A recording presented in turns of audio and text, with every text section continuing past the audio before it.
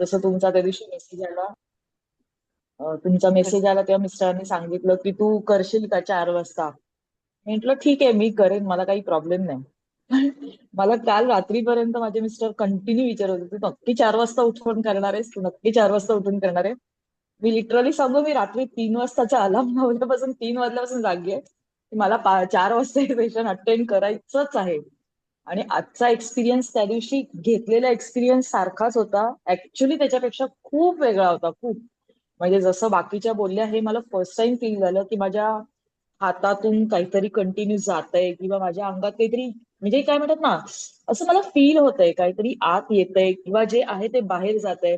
आणि एका पिरियड नंतर इतकं डोळ्यात पाणी यायला लागलं की मी किती अडवायचा प्रयत्न केला, ते नंतर गालावर आलंच. आणि ते थांबवताच येत नव्हतं.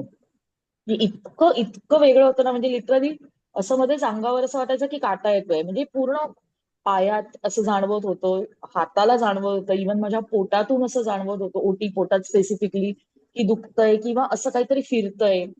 असं प्रचंड जाणवत होतं मला आणि इतकं शांत वाटत होतं की म्हणजे मला असं फर्स्ट टाइम एक्सपिरियन्स आला की मला एवढं शांत आणि रिलॅक्स वाटतंय. हे फर्स्ट टाइम झालंय मला असं. एरवी कधी असं ग्रेट. इमॅजिन केलं नव्हतं किंवा असं कधी झालेलंच नाहीये माझ्या बाबतीत. Right, right. मला माहिती नाही, पण माझ्या राईट. डोळ्यातून खूप पाणी येत होतं, ते का ते मला नाही कळलं, पण खूप पाणी येत होतं कंटिन्यू. आणि चांगलं आहे ते.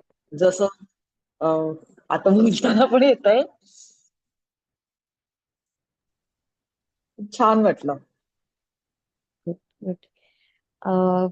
इमोशन्स आहेत, दाबू नका. ठीक आहे, बाहेर पडू देत.